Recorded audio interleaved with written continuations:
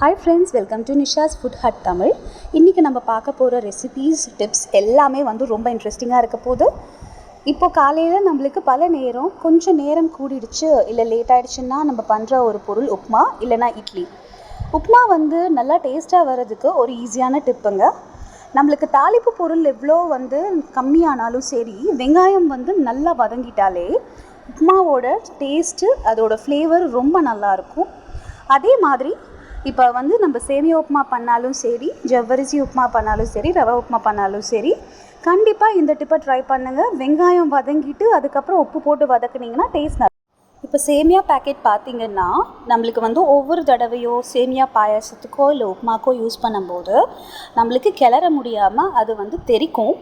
அந்த மாதிரி ஆன ஒரு கஷ்டத்தை தவிர்க்கிறதுக்காக நம்ம சேமியா பேக்கெட் எடுக்கும் போதோ இல்லை மளிகை சாமானை வாங்கிட்டும் போதோ இந்த மாதிரி க்ரஷ் பண்ணி வச்சிட்டோன்னா நம்மளுக்கு ஈஸியாக இருக்கும். இப்போ பாருங்கள், நான் கருவேப்பிலை எடுத்திருக்கேன்.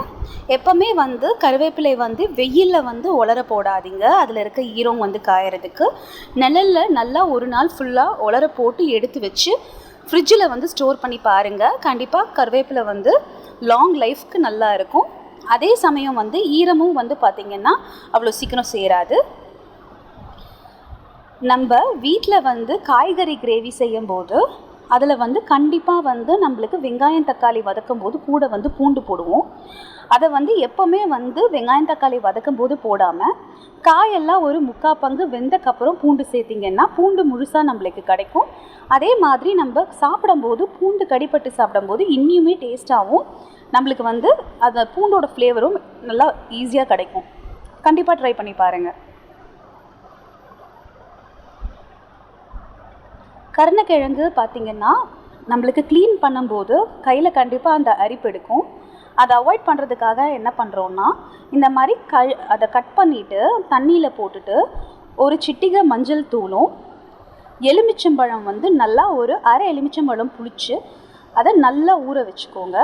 இப்படி செய்கிறதுனால நம்ம மாவு அந்த கிழங்கை நம்ம மசாலா போட்டு தடவி வேக வைக்கும் போதோ இல்லை வறுக்கும் போதோ ஏற்படுற கை நமச்சலும் அந்த அரிப்பும் கண்டிப்பாக இருக்காது. அதே மாதிரி கிழங்கோட டேஸ்ட்டும் நல்லாயிருக்கும். இப்போ நம்ம என்ன செய்ய போகிறோம்னா, ஒரு கடை மசாலா இல்லாத ஒரு ஈஸியான ஒரு ரெசிபிங்க. இது பார்த்திங்கன்னா கட்டாயமாக பசங்களுக்கு ரொம்ப பிடிக்கும். அது என்னன்னு பார்த்திங்கன்னா பன்னீர் வச்சு ஒரு ஈஸியான ரெசிபி. கண்டிப்பாக நம்ம யாரும் இந்த மாதிரி செஞ்சுருக்க மாட்டோம். இப்போ பாருங்கள், நான் சேர்த்துக்க போகிறது 2 க்ரீன் சில்லி, பச்சை மிளகாய் சேர்த்துட்டக்கப்புறம் ஒரு துண்டு இஞ்சி சேர்த்துக்கிறேன். இதெல்லாம் நம்ம எப்போவுமே சேர்க்குற சாமான் தான். பூண்டு ஒரு 5லிருந்து 6 பல் சேர்த்துக்கோங்க. கருவேப்பிலை ஒரு கொத்து. இதோடு பார்த்திங்கன்னா நல்ல ஃப்ரெஷ்ஷான கொத்தமல்லி இலை 1/4 கப் சேர்க்குறேங்க. இதில் நான் எதுவும் எக்ஸ்ட்ரா சேர்க்கலை. பார்த்திங்கன்னா இதில் ஒரு அரிசி மாவு தான் 3 ஸ்பூன் அளவு சேர்த்துக்க போகிறேன். கடை மசாலா எதுவுமே சேர்க்க போகிறதில்ல. நம்ம பன்னீர் இந்த மாதிரி நம்ம செய்து கொடுக்கும்போது பசங்க ரொம்ப விரும்பி சாப்பிடுவாங்க. அதே நேரம் நம்மளுக்கு அந்த நெஞ்செரிச்சல், மசாலாவோட அந்த ஒரு இன்டைஜஷன் ப்ராப்ளம் எல்லாமே குறையும். ஒரே ஒரு ஸ்பூன் சோம்பு போட்டுக்கிறேன் உப்போடு சேர்த்து.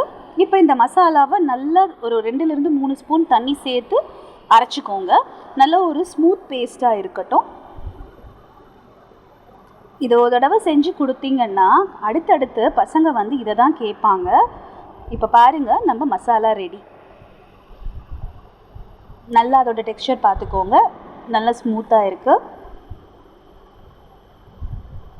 இந்த மசாலா பச்சையாக இருக்கிறதுனால நம்மளுக்கு எங்கடா நம்மளுக்கு அவுட்புட் ஒரு மாதிரி பச்சையாக வரும்னு நினச்சிக்காதீங்க. கண்டிப்பாக நல்லா நம்மளோட ரெஸ்டாரண்ட்டில் கிடைக்கிற மாதிரியே அந்த கலரோடையே வரும். இப்போ நம்ம இந்த மசாலாவை பன்னீரில் சேர்த்து நல்லா பெசரி நம்ம ஊற வச்சிடலாம். இந்த மாதிரி செய்யும்போது பன்னீர் நல்லா விரும்பி சாப்பிட்ற பசங்க நிறைய பேர் இருக்காங்கங்க. அவங்களுக்கு ரொம்ப ஈஸியாக இருக்கும் டைஜஷனுக்கு. இப்போ இதை நான் பெரட்டி வச்சுக்கிறேன்.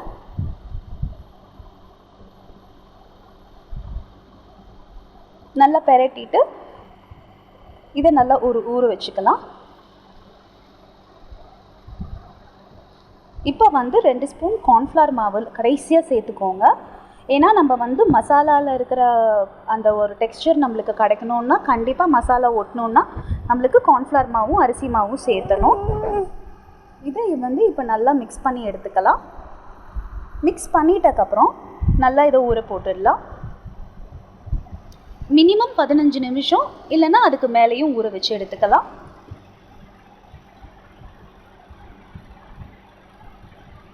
இப்போ பாருங்கள், இப்போ நம்மளோட பன்னீர் மசாலா வந்து நல்லா வந்து மசாலா ஒட்டி வந்திருக்கு.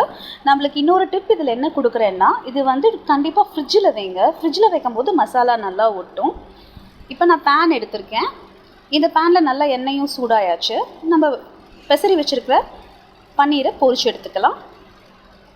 நான் ரொம்ப எண்ணெய் ஊற்றலைங்க, ஷாலோ ஃப்ரை மாதிரி தான் பண்ண போகிறேன். இதை கண்டிப்பாக நீங்கள் ட்ரை பண்ணி பாருங்கள். அடுத்து நீங்கள் எந்த மசாலாவுமே பன்னீரில் யூஸ் பண்ண மாட்டீங்க.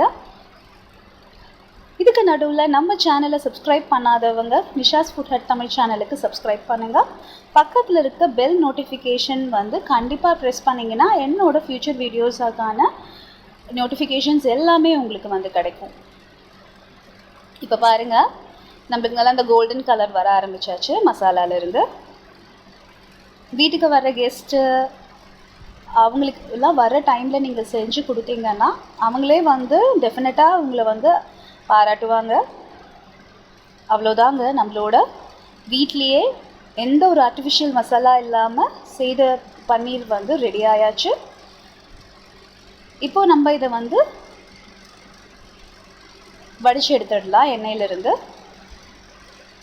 இப்போ பாருங்கள், கலர் வந்து டபுள் கலர் ரெட் அண்ட் க்ரீனில் வந்து எவ்வளோ நல்லா இருக்குன்னு பாருங்கள்.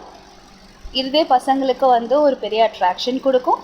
இதை கண்டிப்பாக வீட்டில் ட்ரை பண்ணி பார்த்துட்டு உங்களோட கமெண்ட்ஸு இந்த பன்னீர் ஃப்ரையை பற்றி தனியாக கண்டிப்பாக எழுதுங்க. உங்களுக்கு பிடிச்சிருந்ததுன்னா கண்டிப்பாக இந்த வீடியோவுக்கு ஒரு லைக் போடுங்க.